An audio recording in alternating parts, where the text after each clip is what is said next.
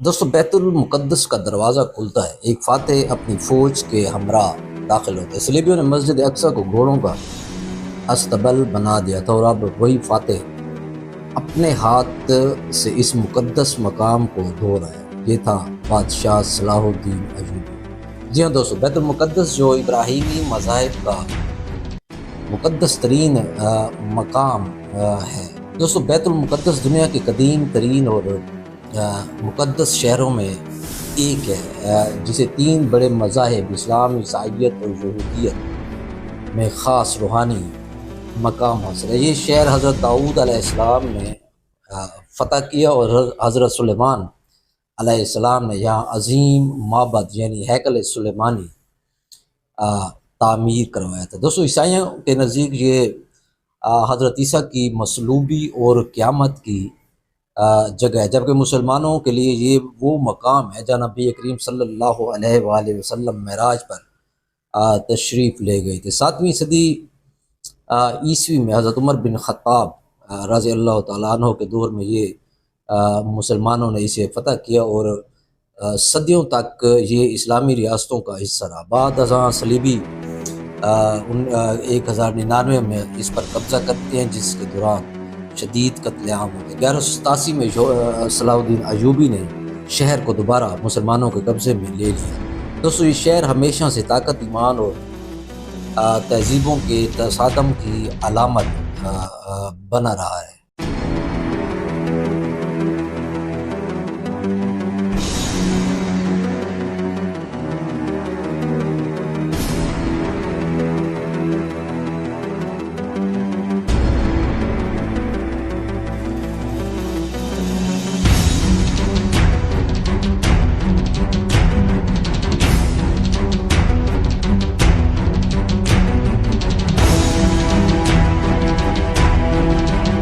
دوستو صلاح الدین ایوبی کا اصل نام یوسف بن ایوب تھا، یہ اور وہ 1137 میں تقرید جو موجودہ عراق میں ہے پیدا ہو گئے۔ ان کا خاندان اردن نسل سے تھا اور نور الدین زنگی کے دور میں مصر آیا۔ مصر اس وقت فاطمی خلافت کے زیر اثر تھا، لیکن خلافت کا سورج غروب اس وقت ہونے والا تھا۔ دوستو اسی دوران عباسی خلافت کا مرکز بغداد تھا اور خلیفہ ناصر الدین نے برسر اقتدار تھے، اور عباسی خلافت اگرچہ سیاسی طور پر کمزور ہو چکی تھی مگر اب بھی وہ مذہبی اعتبار سے ایک علامت سمجھی جاتی تھی۔ 1169 میں صلاح الدین نے مصر کی وزارت سنبھالی اور جلد ہی فاطمی خلافت کا خاتمہ کر کے عباسی خلیفہ کے نام کا خطبہ بھی جاری کر دیا۔ یوں مصر دوبارہ سنی خلافت کا حصہ بن جاتا ہے۔ اس کے بعد صلاح الدین نے ایک مضبوط اور منظم سلطنت کی بنیاد رکھی جو مصر، شام، حجاز اور یمن تک پھیلی۔ 1187 میں حطین کی مشہور جنگ ہوئی جہاں صلاح الدین نے صلیبیوں کو فیصلہ کن شکست دی۔ یہی وہ جنگ تھی جس کے بعد بیت المقدس کا دروازہ مسلمانوں کے لیے دوبارہ کھل جاتا ہے۔ لیکن یہاں دلچسپ بات یہ ہے کہ یہ فتح کے بعد صلاح الدین نے عام معافی کا اعلان کیا، حالانکہ 1199 میں صلیبیوں نے بیت المقدس پر قبضہ کرنے کے بعد ہزاروں مسلمانوں کو قتل کیا تھا۔ اور یہیں سے ایک اور واقعہ بھی ہمیں ملتا ہے جب انگلستان کے بادشاہ رچرڈ شیردل کے بیمار ہونے پر صلاح الدین نے اپنی ذات تلیب اور پھل بھجوائے تھے۔ دشمنی میدان جنگ میں تھی، دلوں میں نہیں تھی۔ دوستو تاریخ ہمیں یہ بھی بتاتی ہے کہ صلاح الدین کو بچپن میں ایک خواب آیا کہ وہ بیت المقدس کو فتح کریں گے۔ یہ خواب اس کے دل میں ایک مقدس یا ایک مقصد بن گیا، اس مشن جو اس نے بننے سے پہلے ہی مکمل کر لی۔ دوستو صلاح الدین کا آخری وقت بھی ان کی سادگی کا آئینہ دار ہے۔ ان کے کفن کے ساتھ ایک پرانا کپڑا کہتے ہیں لہرایا گیا تاکہ دنیا دیکھ لے کہ عظیم بادشاہ جس کے زیر سایہ نصف مشرق کا خالی ہاتھ دنیا سے رخصت ہو رہا ہے۔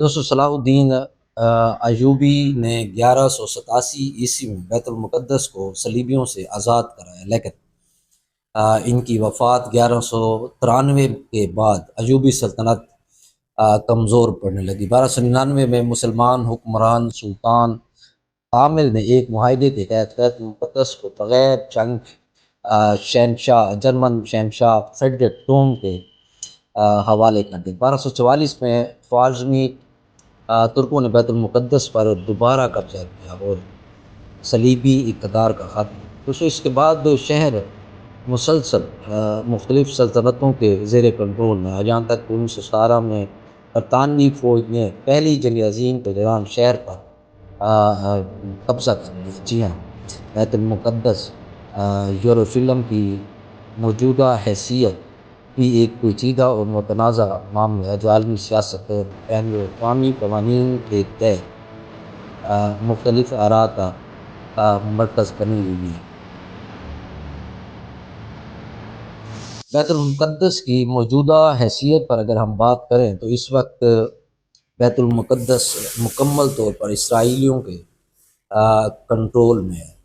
1967 کی جنگ کے دوران مشرقی یروشلم پر قبضہ کیا گیا اور بعد ازاں اسے اپنے دارالحکومت میں شامل کر لیا گیا۔ اگرچہ اسرائیل کو پورے شہر کو اپنی غیر منقسم اور ابدی دارالحکومت اسے قرار دیتا ہے، لیکن بین الاقوامی برادری کی اکثریت اس الحاق کو تسلیم نہیں کرتی اور مشرقی یروشلم کو مقبوضہ علاقہ سمجھتی ہے۔ دوستو 2024 میں بین الاقوامی عدالت انصاف ICJ نے اسرائیل کی مشرقی یروشلم اور مغربی کنارے اور غزہ پر قبضے کو بین الاقوامی قانون کی خلاف ورزی قرار دیا اور اسرائیل سے کہا کہ وہ ان علاقوں سے جلد از جلد دستبردار ہو جائے۔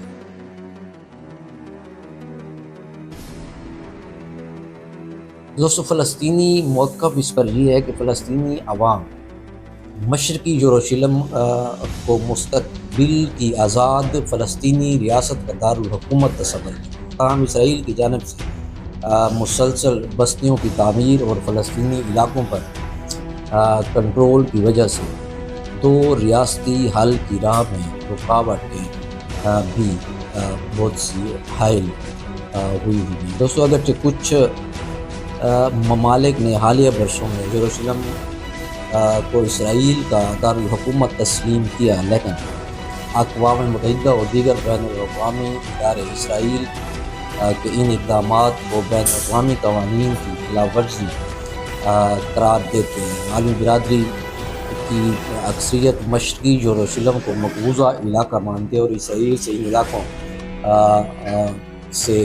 علاقوں سے انخلاء کا مطالبہ بھی کرتی ہے۔ دوستو یہ مختصر سے ایک جائزہ تھا تاکہ جب ہم بیت المقدس یا اسرائیل اور فلسطین کے تنازع پر بات کریں تو ہمیں تھوڑا سا تاریخی پس منظر اس کا معلوم ہونا چاہیے۔